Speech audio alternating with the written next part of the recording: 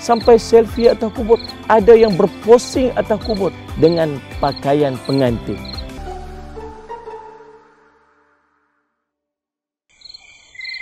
Assalamualaikum ya ahli diyar minal mu'minin wal muslimin. Demikianlah ucapan salam paling ringkas yang boleh kita ucapkan ketika kita melintasi kawasan perkuburan ataupun kita menziarahinya. Tuntutan untuk kita menziarahi jenazah bermula semenjak daripada kematiannya.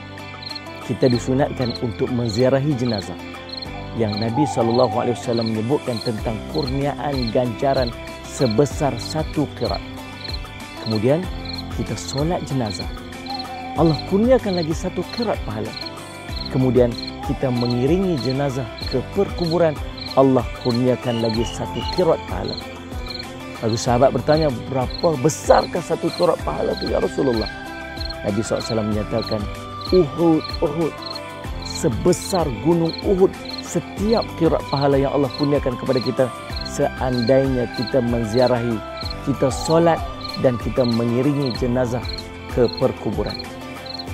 Kenapa demikian besarnya ganjaran yang Allah akan berikan kepada kita? Kerana Allah hendak kita mengambil ibrah dan pengajaran yang berlaku daripada kematian.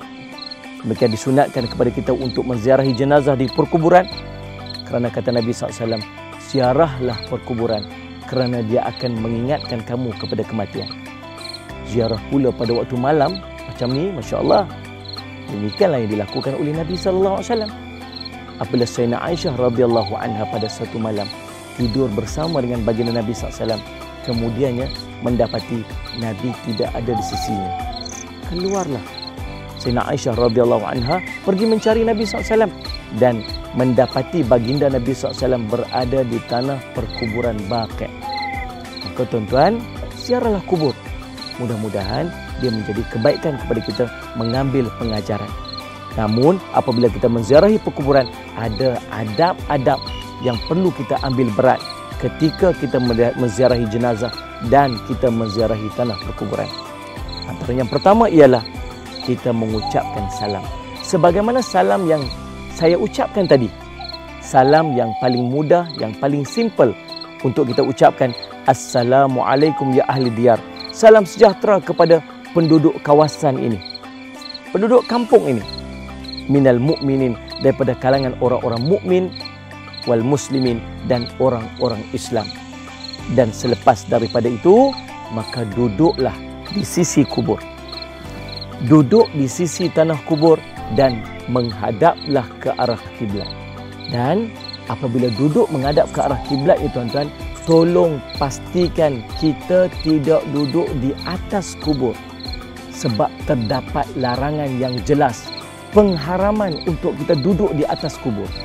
Nabi SAW menyebutkan tentang seandainya kamu duduk di atas bara sehingga bara tersebut membakar pakaian kamu, itu lebih baik daripada kamu duduk di atas kuburan. Dan dalam satu riwayat yang lain tentang larangan menginjak-injak kuburan. Maka tuan-tuan, Allahumma salli ala sayyidina Muhammad, pastikan kedudukan kita. Tuan-tuan, kadang-kadang sempit, Masya Allah. Cari tempat yang sesuai untuk kita duduk dan jangan sampai kita duduk di atas tanah kubur. Waktu berjalan, pastikan kita tidak melangkah kubur. Tuan-tuan, Allahumma salli ala sayyidina Muhammad, cek kaki kita, tengok keadaan Allahumma salli batu nisan, tengok keadaan susunan kubur.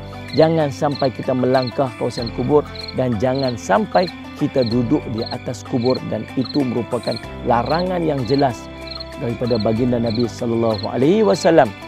Dan tuan-tuan, sampai ke tahap ada dengan kita yang selfie dekat kubur. Subhanallah. Tuan-tuan, agak-agaklah apa kita nak buat tuan-tuan. Sampai selfie atas kubur. Ada yang berposing atas kubur dengan pakaian pengantin. Apa yang nak kita tunjukkan? Apa yang nak kita buat sebenarnya tuan-tuan? Jaga adab-adab. Jangan sampai kita seolah-olah menghina tanah perkuburan yang di sana ada kaum muslimin dan kaum muslimat yang sedang beristirahat. Tuan-tuan, yang pertama. Yang kedua, duduk. Yang ketiga, tuan-tuan, Allahumma salli ala sayyidina Muhammad, panjatkan doa. Bila kita duduk di kawasan perkuburan ini tuan-tuan, jangan lepaskan peluang untuk kita berdoa supaya Allah memberikan kebaikan-kebaikan kepada saudara-saudara se-Islam kita yang sedang beristirahat di alam barzakh. Doalah dengan doa yang paling simple. Allahumma ghfir lahu warhamhu sebagai contoh. Ya Allah, Engkau ampunilah dosanya dan Engkau rahmatilah dia. Itu doa yang paling simple. Atau apa-apa doa yang kita rasa sesuai untuk kita panjatkan, terutama kepada ahli keluarga kita, kepada ibu dan ayah kita. Ya Allah, Engkau lapangkanlah kuburnya ya Allah. Ya Allah, Engkau jadikanlah kuburnya daripada taman-taman syurga ya Allah. Ya Allah, Engkau selamatkan dan kasihanilah dia ya Allah. Ya Allah, berilah kebaikan kepada ayah kami yang sedang beristirahat dalam kubur ini ya Allah. Tuan-tuan, panjatkan doa. Yang berikutnya tuan-tuan, antara adab yang boleh kita buat ketika kita menziarahi tanah kubur, sebagaimana yang diriwayatkan oleh Imam Ahmad bin Hanbal, iaitulah kita membaca ayat-ayat ringkas daripada Al-Quran. Qul huwallahu ahad, qul a'udzu birabbil falaq dan qul a'udzu birabbin nas sebagai contoh. Kita membaca ayat-ayat kursi sallallahu alaihi Muhammad. Mudah-mudahan dengan bacaan-bacaan ayat-ayat tadi dan Allah mengurniakan kepada kita pahala, dan kita doakan, kita mohon pada Allah agar seandainya ada pahala menjadi pahala di sisi kita, maka ingin kita hadiahkan kepada ibu dan ayah kita yang telah pun meninggal dunia atau saudara-saudara Islam kita yang berada di sana. Dan yang kelima, tuan-tuan yang dirahmati oleh Allah sekalian, apabila kita berada di tanah perkuburan, tolong jaga lisan dan perkataan kita. Sebagaimana Imam Nawawi menyebutkan tentang jangan apabila kita berada di kawasan perkuburan, di tanah-tanah perkuburan, jangan bercakap perkara yang sia-sia, perkara yang lara, perkara yang buruk. Sallallahu alaihi Muhammad sebagai adab ketika berada di tanah perkuburan. Kadang-kadang duduk tuan-tuan di dalam kawasan perkuburan bergelak ketawa. Sallallahu alaihi Muhammad ketika orang sedang menurunkan jenazah, kita boleh bersembang, boleh melawak, boleh bergelak-gelak. Subhanallah, betapa kurangnya adab ketika kita berada di tanah perkuburan ini. Maka tuan-tuan, tolong jaga adab-adab ini.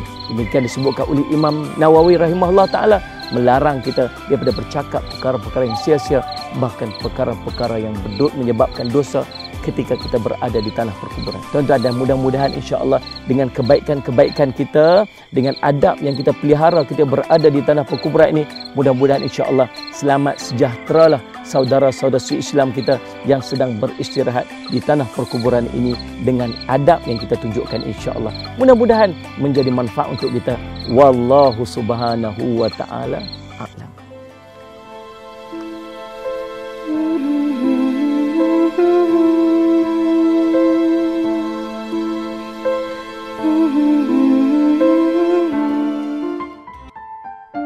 Dan Allah tidak akan menunda kematian seseorang apabila waktu kematiannya telah datang. Dan Allah Maha teliti terhadap apa yang kamu kerjakan. Surah Al-Munafikun ayat 11.